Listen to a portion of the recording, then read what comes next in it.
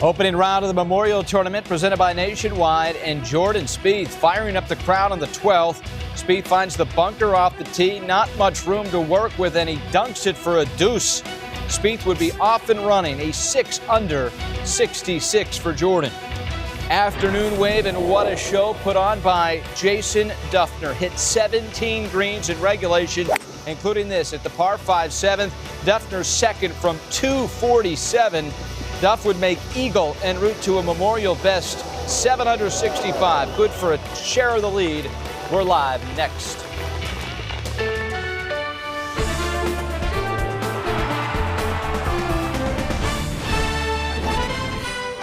Golf Central.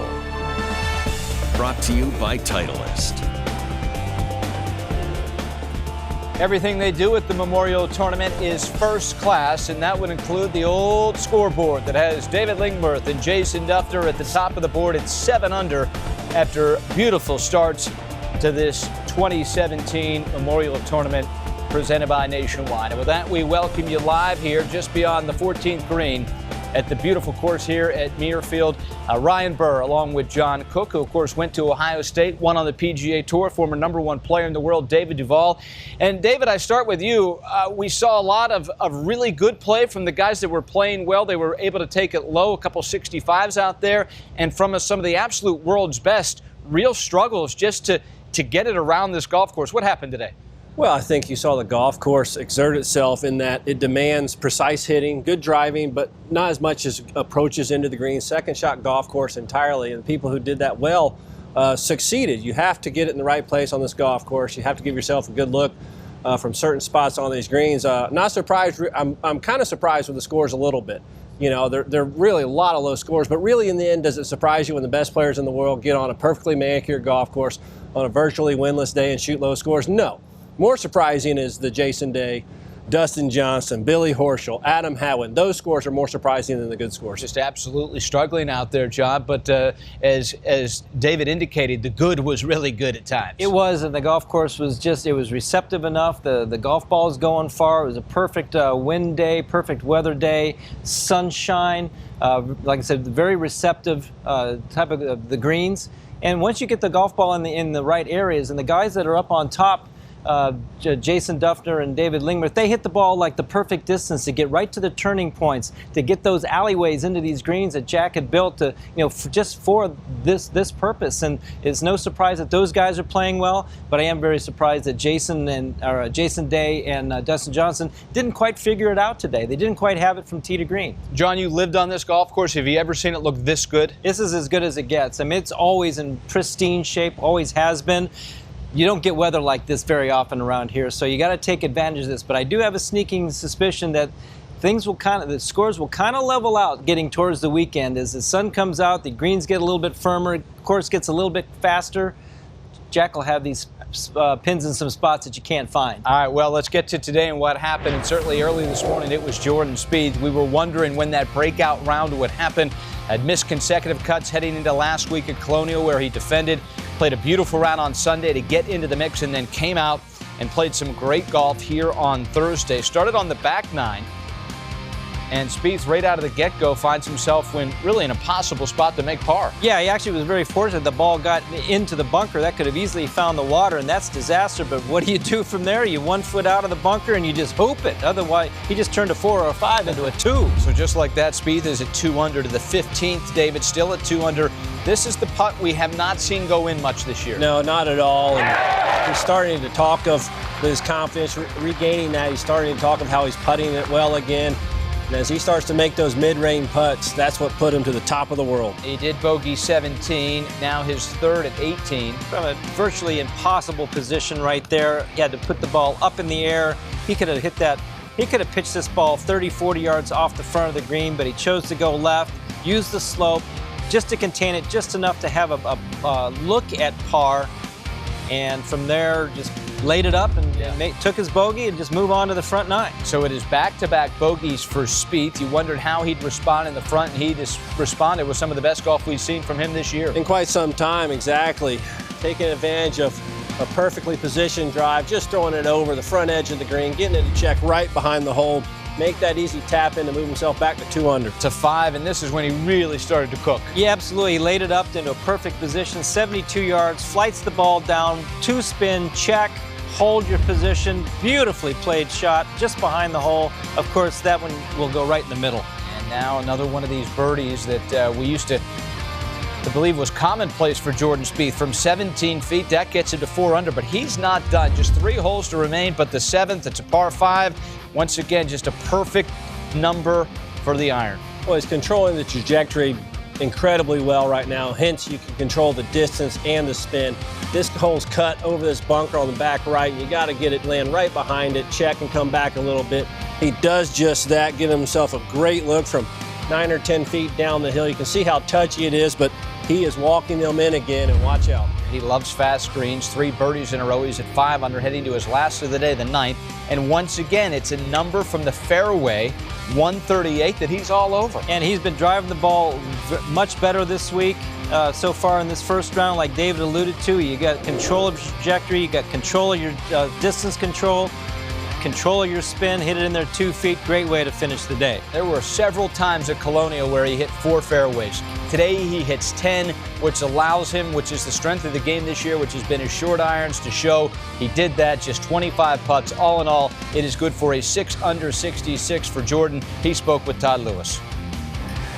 Jordan 3 under through his first 6, made a couple of bogeys as you approached the turn, but then you closed with a 31. A lot of ebb and flow on that scorecard, mostly good. How would you describe it? Yeah, I felt like I scored the way I played today. I got an awesome break on my 3rd hole of the day, number 12. I didn't really have much of a chance of stopping the bunker shot unless it hit the pin, and it dunked. So that saved me a couple shots, and kind of figured it could be a good day when your off shots you're making birdie on.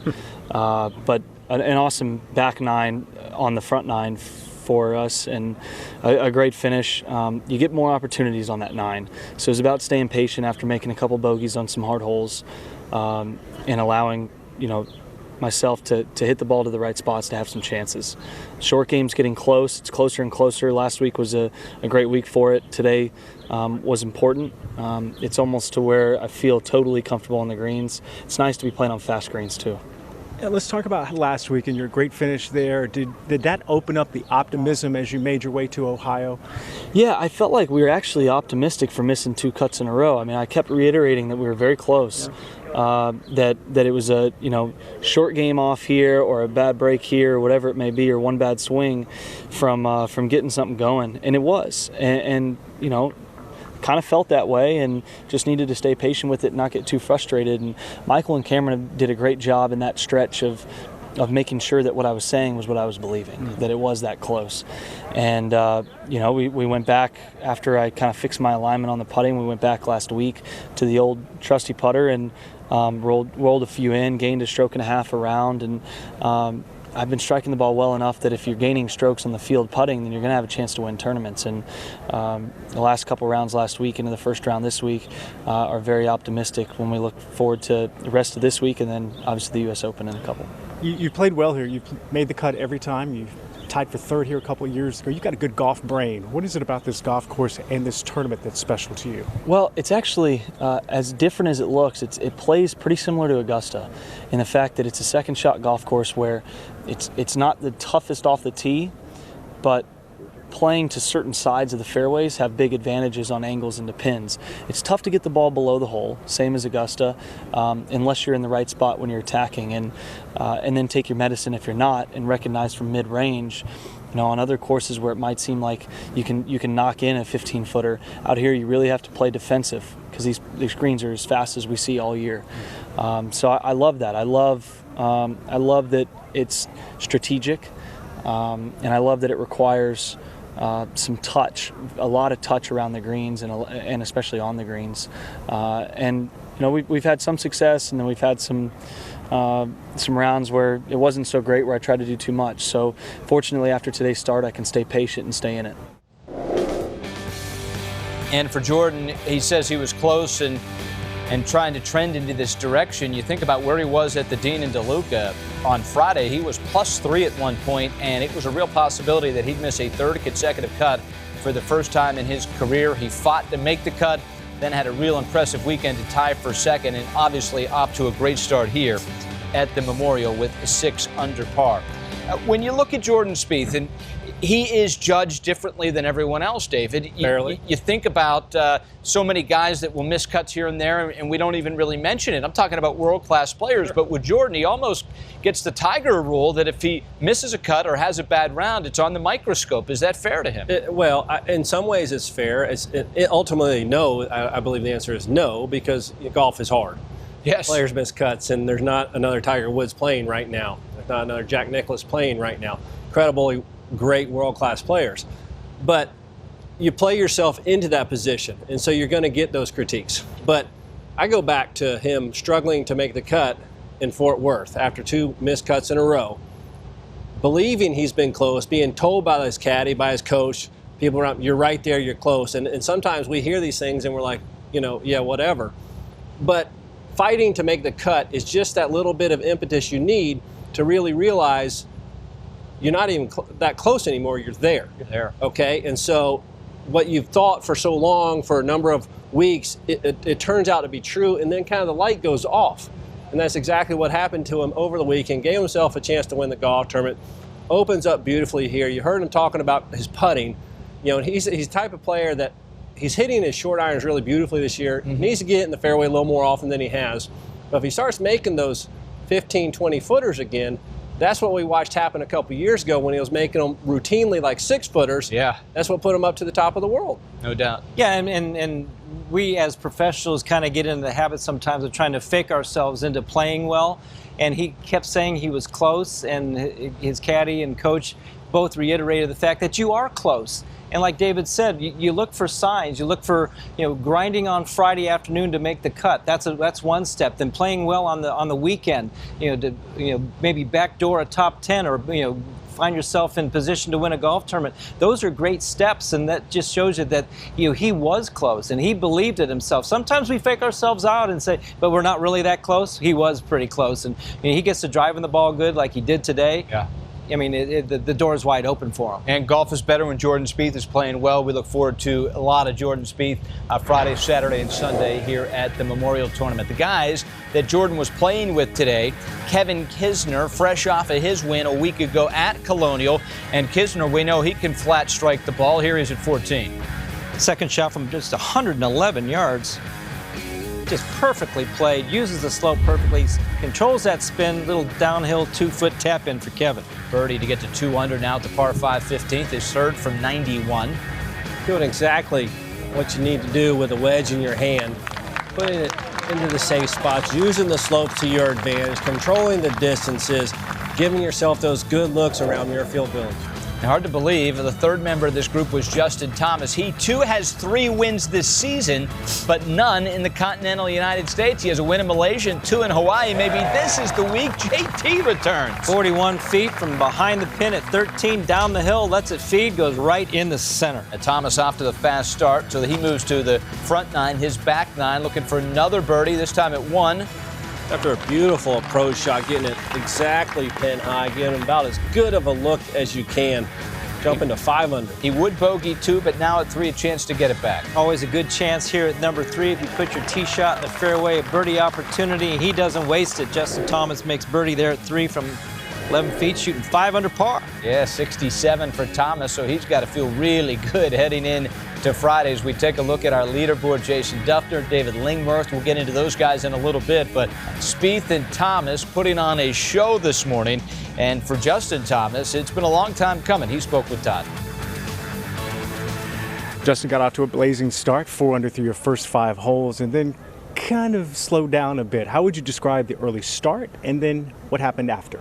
Yeah, it was a great start. I mean, it doesn't matter what course you're playing or how easy or hard the conditions are. To be 4 under through 5 definitely makes golf a lot easier. But I really played well today. I did. I was just very solid, very consistent. I mean, I hit a lot of good putts, had some good looks, on those middle holes where I didn't do a lot, and I really played well those last 5-6 holes to not get anything out of it. So although it could have been 3-4 shots lower, I mean, I'm not going to be too disappointed with that. It's your 4th start here. You haven't had the best track record here. Yeah. 2 cuts missed in 3 starts.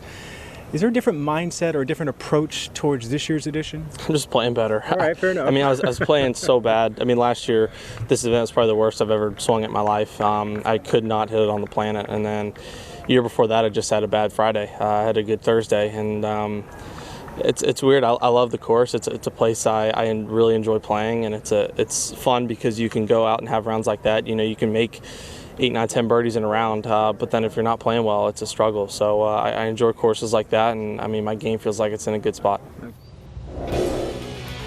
Now, tough to say anyone saw this coming for Justin Thomas. He flat hasn't played well here in the past. In fact, he's played some of the worst golf of his career on this golf course, missing the last 2 cuts at the Memorial. But today, a completely different story. 6 birdies on the day, just the 1 bogey, 5 under, and in a great position heading into Friday. You know, Justin Thomas is really difficult to figure out, because anytime you're kind of going through 2017, you got to stop and remind yourself, he has 3 wins this season. 3 wins this season. Aren't many guys on tour that can claim to have 3 wins in a year. Now, I know it happened, 1 at the tail end of 16 and then the 2 back-to-back in Hawaii, but this is a guy that has proven he can get it done.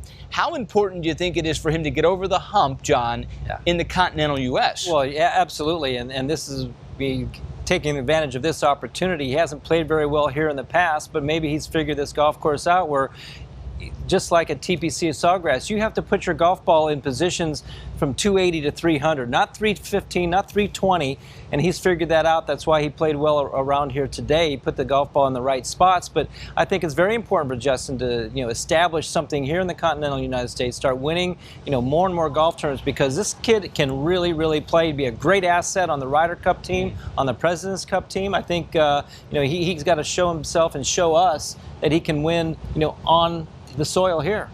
Yeah, I mean, but at the same time, 3 wins. Okay? 3 wins. It's professional golf. I get impressed by winning around the world. Yeah. Especially a couple times in Malaysia. Choose to play and go travel and do those things. I think that's impressive. You know, you got to give the kid a little bit of a break, because you know what, that's a heck of a stretch he went through. It takes a lot of energy out of you, both physically and mentally and emotionally too. You know, and maybe he just kind of had that little swoon. We all talk of the ups and downs in golf. We're just talking about Jordan Spieth. He's been off. So, you know, not surprising at all with that kind of talent level he has, because obviously he's a world-class player, one of the 10, 12 best players in the world. He's always going to be in that discussion. Imagine for years to come. But you know what? Start out on a big golf course like this. You got a little room to play. He likes that. There you go. He's off to a great start. No doubt we'll see if he can back it up on Friday. We're just getting warmed up here. Beautiful night in Columbus. We're just beyond the 14th hole here at Muirfield Village Golf Club. When we come back, Dustin Johnson played his worst round of golf in over a year and a half on the PGA Tour. Plus, Jack Nicklaus sits down with this year's Memorial honoree, Greg Norman. It's all next as we roll on live on Golf Central. Golf Central is brought to you by the new Titleist Pro V1 and Pro V1X. Choose the best for your game. Shipsticks, the largest golf bag shipping company in the world, simplifying the way you travel.